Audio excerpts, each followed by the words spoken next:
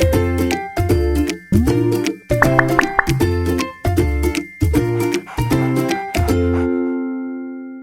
this is Kim. And this is Corey. And today we're going to be talking about some pretty awesome hot topics that we didn't really realize how hot they were until we decided to post something on our Instagram page. Yes. So we posted a clip from comedian Alex Edelman. Mm-hmm. And it was a fun way of kind of playing out how a lot of young people are feeling these days. Yeah, it was hilarious. It was hilarious. And it could have been the comedy part of it, but the content was, I think it struck a chord. Absolutely. So we thought maybe it would get a few likes here and there, maybe a couple thousand views if we were being generous. But we didn't expect it to get the reaction that it did. Yeah, like it went from 40,000 views to we're almost at 500,000 views in like literally a week. And over 62,000 likes. Yeah. So we had plenty of videos before, and yes, they might strike a chord at some point. We'll get a few thousand views here, but not like this. So this is a topic that I feel like we kind of want to stay on for a bit because... What was the topic? So the topic was essentially how unaffordable it is to be a youth and to be able to purchase a house, and how most of them are stuck in the never-ending loop of rental.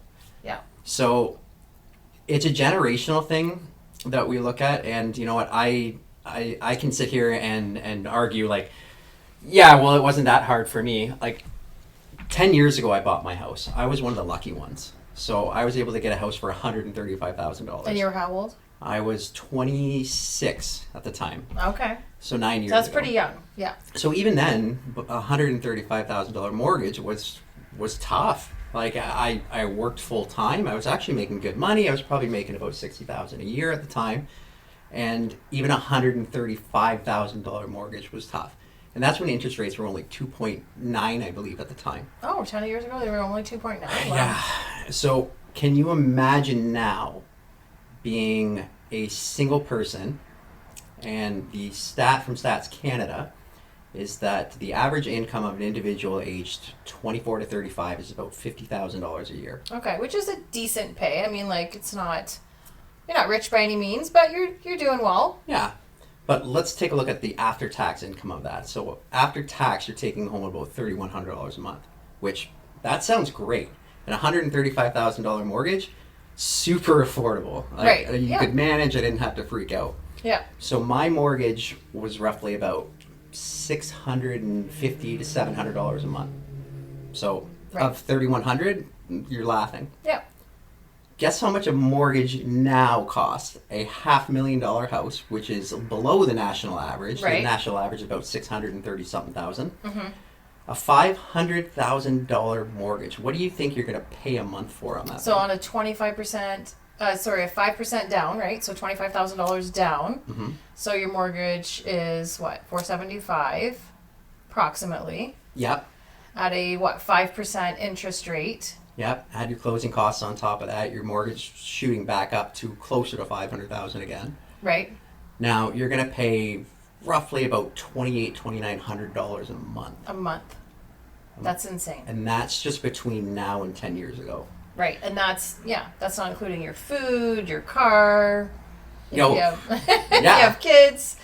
But when you think about it, like, so we noticed in the comments there was a lot of arguments back and forth where it's, well, if you cut out Starbucks, you can afford to buy a house. Right. Or if you stop going to Timmy's, you can afford to buy a house. For someone like me, that's easy to say because I didn't have to go through that struggle. I got lucky. Right. But we can't paint that picture with all the other people that don't have a house. Getting into the market is so difficult. And there's so many barriers. And it's not just about once you get in. Like, the hardest part right now is just getting in. Yes. So once you're in, how can you afford to pay $2,900 a month? Yeah. It's just, it's something I'm passionate about. And it even kind of gets me shaky talking about it because it's yes, I'm okay, but what about my 4 kids that don't have a house? Exactly. I have one that found a house. My oldest is 27, and her husband got married young. They were very frugal, so they bought a house at 20. Similar, 7 years ago. They bought their first house for $109,000. A couple years later, they sold it for $275,000. So they're okay, right? But now I have 4 other daughters, aging 23 down to 11. I don't know. Am I going to have to build a few little mini houses in my backyard? Where are these kids going to go? Well, realistically, that's the question, right? So where does everyone go from here? Are you going to be stuck in a relentless loop of rent? Mm-hmm. And so you're doing that. You're renting forever. You work for a company where you don't have a pension plan. Right. You don't have enough money to save for retirement. So what's going to happen, even if you rent your entire life, for the time you hit your 60s, what are you going to do at that point? Where is your nest egg? Right. At least people that got into the industry and own a house you will Right. get that equity in there. You could downsize. Exactly. But the renters are, for lack of a better word, screwed. Yeah. And it's So what's the solution?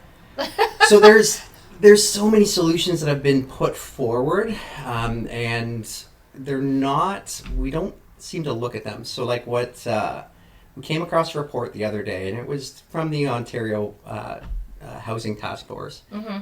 and they had a 50-point solution in there.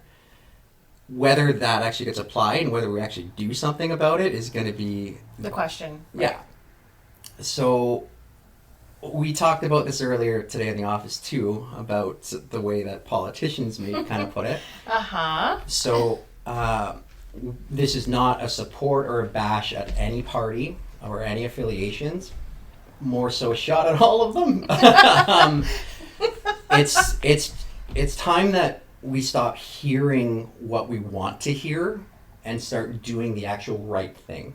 Mm-hmm. So it's bad enough that time and time again you get election promises from Right. You didn't get your dollar beer yet. that the dollar beer, but it's not like it's not just the Doug Fords or the Justin Trudeau's. It's a blanket statement. We've created a system where you have to win at all costs, and we've forgotten to take care of everyone else. Right. So I think that's one of the issues that we really need to address as a society. Mm-hmm. And until we do that, we won't be able to move forward. So this video, it was kind of, it was fun, but it was an eye-opener Absolutely. too as well. So where do you think we go from here? Exactly. Like that, the 50-point document that you came across, there was a lot of good content in there that I think that the public should be standing up and opening their eyes to this problem. You know what I mean? Not just saying, well, my kids are never going to have a house. I don't know what we're going to do. And I hear this all the time. Like I show people houses like that should be actually downsizing at this stage of life. They're buying bigger houses in case their kids can't find a house. I mean, that's crazy, right? And so we need to, bring awareness to the public. That's what we're doing here. But people need to join forces. We need to get a petition out there. We need to get something out there. And this is a major issue, and the government knows it. Yeah. But they're doing very little about it. Well, you hit on another point that kind of like light bulb when you were talking about that, and it is education and it is awareness. So growing up, I was a straight A student. I did very well. I got a university degree, an honors degree, but if you were to ask me when I stepped out of university anything about mortgages, anything about financing, anything about RRSPs, I had zero clue. Yeah. And this is after being in school my entire life. Yeah. That's a problem. Yeah, obviously. It wasn't until that I got my real estate license, and then I got my mortgage license, and then I actually learned about these things. These are things that should be part of the education system.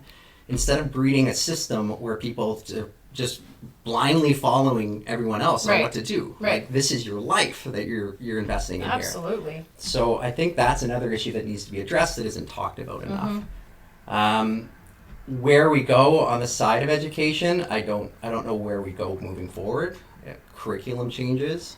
But again, this comes down to the policymakers. So how do we convince our politicians? How do we make some change actually happen? Right.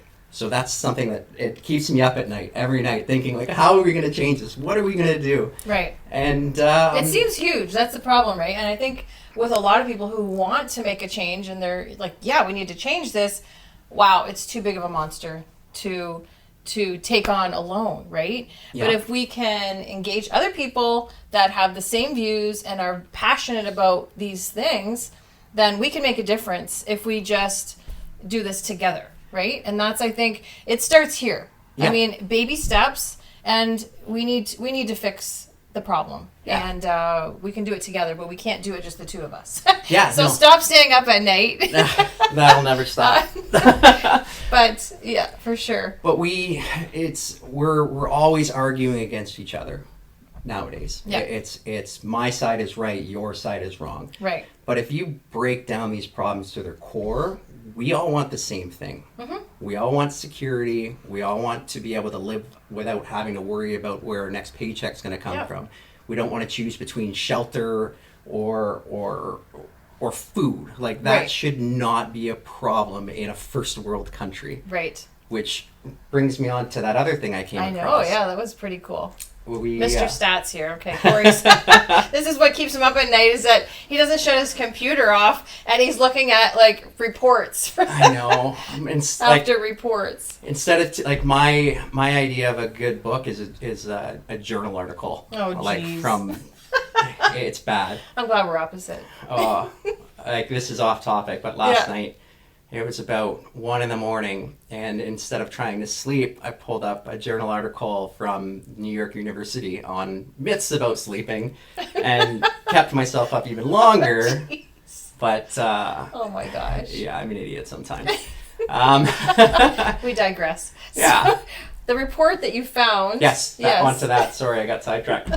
Out of all G7 countries, the housing per capita, Canada is ranked the lowest. And we're about 1.2 million homes shy of that average. That's insane. That's. Now, countrywide, pretty bad. Now, break it down, 2/3 of that shortage is in Ontario. So what do we do? Like we can address all these other issues. We can address how like the fingers being pointed in a million different directions. It's the banks that went crazy. It's the realtors that went crazy. It's the politicians that went crazy. Right. And instead of pointing all the fingers, we need to start working together on finding these solutions. 100%. So one thing that I would highly, highly recommend, just Google Ontario Housing Task Force. Their report just came out this year. It proposes a 50-point solution. Read it. It's not a big read. It's a 30 to 35 pages, I believe. We'll attach the link here. Yeah, As well. yeah. So. Honestly, some of the stuff in there, like I am a numbers guy, and like some of the stats put forward, like my jaw hit the floor. Like I was like, how is this something that's happening? How is this? How are we allowing something like this to happen? Yeah. So it was something that I would definitely encourage everyone to look into. Yeah, that's what's keeping me up at night. That's good. I mean, a lot of our podcasts are going to be about topics that are like, wow, I didn't know, or think about it. And not just think about it, but actually let's do something about it, right? We're about awareness, but we're also going to be a lot about action, like taking action on these things. Yep. And I'm sure there's a lot of people out there that are trying also to take action. Absolutely. We're going to be probably interviewing some politicians, people for running, right now. And so to see what their views on this are and kind of how they're going to help. Yeah. Well, you don't know what you don't know, right? Again, there's a lot of promises that go out there that come back void. So we don't really know who's actually going to Show up. exactly. Yeah. Who's going to actually follow through with their promises? Yeah. Right. So what we want to do too, and this is going to be a team effort, not just with Kim and myself. It's going to be with anyone that may be watching these videos. We need the support of everyone out there. Like we can 100%. say we're going to do something, but if no one cares about it and no one voices their opinion about it, nothing's going to happen. Right. you look at these grassroots movements around the world, and it just starts with a common goal and people working together. Yeah. That can go in the wrong direction at some point. Yeah. But at the end of the day, like I said earlier, we all share a common goal, and we need to stop fighting against each other and start working together. Yeah. So, I mean, what parent, you're not a parent yet, but what parent out there doesn't want their kid to own a home? Like, that is, you know what I mean? That is, to see my kids purchase a home, like, that's an exciting moment for parents to know, okay, they're secure, they're moving forward with their life, they, you know what I mean, they have somewhere to live, they're not going to get kicked out when the landlord decides to sell the place or, you know, something else. Yeah. It's all intrinsically connected to, as well, the housing market, to everything. So even if we look at the job markets, so growing up, when I was working, like my early 20s, late teens, I had a job, and then eventually when I got a house, I had that responsibility of owning that house. Right. So if I got fired from my job, I didn't know where my next mortgage payment was coming from. Right. It's shifted now. So one of the reasons why you may be seeing the Great Resignation, could be because a lot of people, the employers can't hold that over your head anymore. It's right. not, you have to work or else I'm going to fire you and you're not going to be able to pay your bills. A lot of these young people are still at home. So it's like, right. Okay, so go ahead. So, and rightfully so. Yeah. Like, I mean, you should be able to have a voice for yourself, so that you're not getting stepped on by an employer. Right. And it's something that I'm kind of interested about what moving forward, how it's going to change. But the fact that we've even gotten to this point is what's mind-blowing. You should not be in your 30-somethings and not be able to afford a house. Right. Like, this, it's, I don't know, it's just, it frustrates me. You had some stats on that. How many people, individuals up to, I think it was 30-something, living at home, like a percentage. You'll have to fact check this because it could be off, but I believe it was something like 40% of aged 18 to 32 or 33 still live at home. Okay, I think it was more like 30-something%, but still, that's still, either way, it's huge. Yeah, we'll fact check that one. But yeah, there's certain things that you see when you're reading some of these reports, and it's just like, what? Like, how is this not a thing? How are people not talking about this? Yeah. Like, it's just, there's so many minuscule things that we talk about. This should be one of our top focuses out there, period. Yeah. Get people in houses, make it affordable. It's a basic human necessity. Absolutely. Mm-hmm. So, I mean, we can talk about all these other things. Like, I'm not even going to get into it because it might get even more controversial. But it's simple. Let's set a goal. Let's focus on it. Let's talk about it. Let's keep talking about it until we're blue in the face about it until something's done. Yeah. We have zero attention span as a society anymore, and we jump from topic to topic to topic. Absolutely. But if we don't address this problem, it's just going to get worse. Absolutely. Like, you've got, what was that other number? Sorry, there was another stat that popped into my head, but it was regarding the G7 and housing per capita, that we're actually getting worse, and we are expecting a population increase still as well. Mm-hmm. So there you go. Just stop having kids, and well, that's another thing that's happening. Out of Ontario. we need how many people to move out of Ontario? Well, it's not a matter of my point. Of stop. Like, so people are already having less and less kids. So that's But immigration, it will bring more population in, and we need that. Without immigration, we have no labor force. Right. So at the end of the day, that's something we need to have housing for this population. We can't just say the status quo is going to keep working, because it's not. And we're seeing it's not. And it's getting worse and worse as time goes on. So we need concrete solutions, and we need to act on them. One of the other stats I'm going to get into was I think it was out of 37 OECD countries, Canada was second to last in the amount of time it gets for an approval on a building project.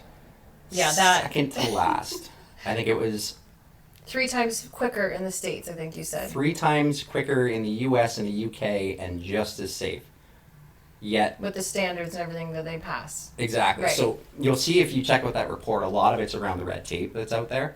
And one of the topics that comes up a lot, and this is kind of interesting, it's NIMBYism. NIMBYism. Okay. Yeah, have you heard of it? No. So NIMBYism, NIMBY is it's an acronym for Not in My Backyard. Okay, I've heard of that, but I haven't heard of NIMBYism. So one of the problems that we have is we want to build affordable housing, right? Right. We want to build an affordable housing community. Right. Let's say we want to build it right here, a couple blocks over. Right.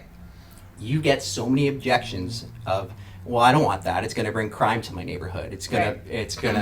My value's going to go down. Right. And everyone, you keep pushing that off until the point where it's just nothing gets done. Right. And you oppose the projects. And the way that the system currently works now is that, yes, you can delay this to the point where it's just not feasible to do it anymore. So that's a topic that needs to be addressed. But it goes back to again, working together. Affordable housing is not going to bring drug addicts into your neighborhood. It's not going to destroy your community. No, it's going to get people into their first home. Yes. People who are working, people that are trying to make a difference. Yeah.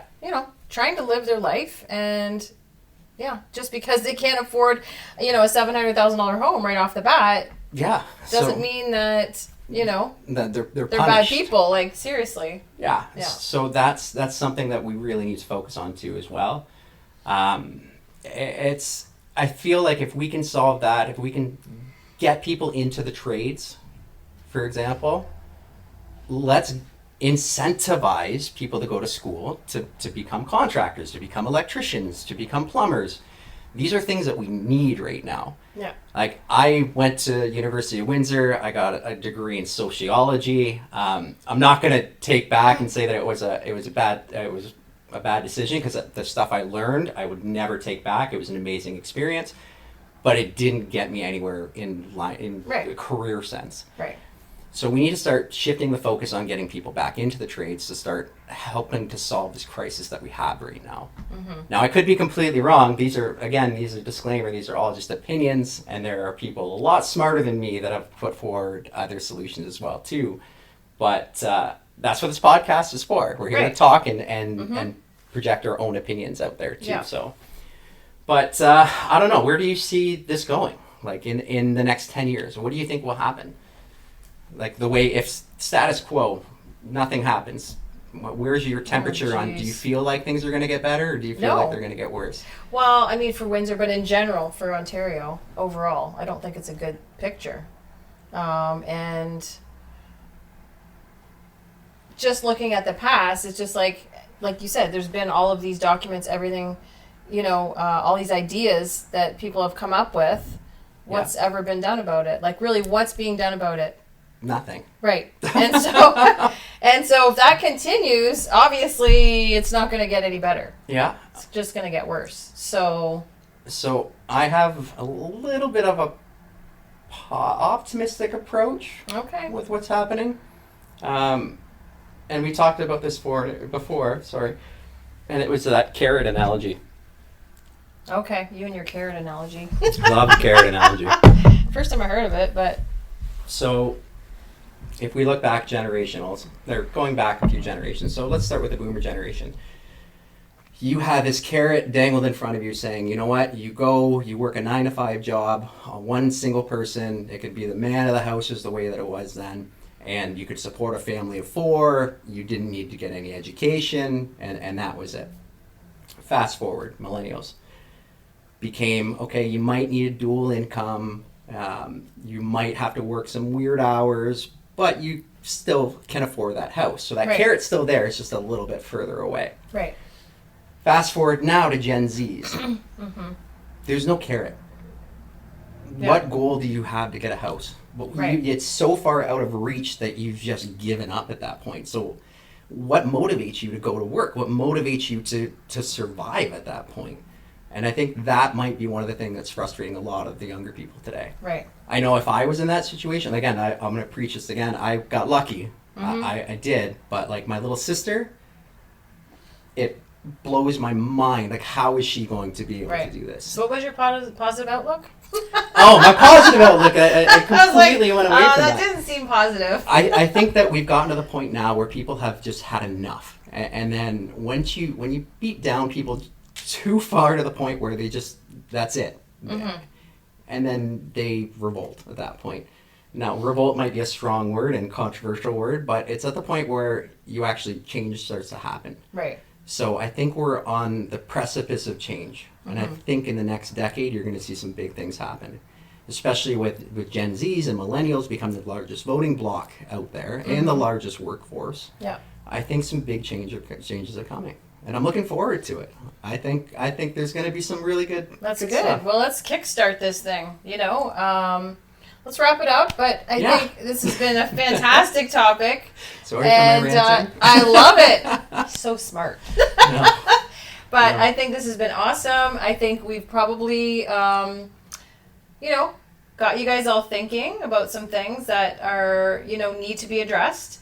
And we are going to have some links on here so you can look at the documents that Corey was discussing. Yes. As well as, who knows, we might start some type of petition here to get some backing on this so we can actually try to do something about it. Change is going to happen. I'm positive. That's right. It has to. It has to. It's true. Right? It has to. Yeah, for sure. And on that note. It was great talking. See you guys. Bye.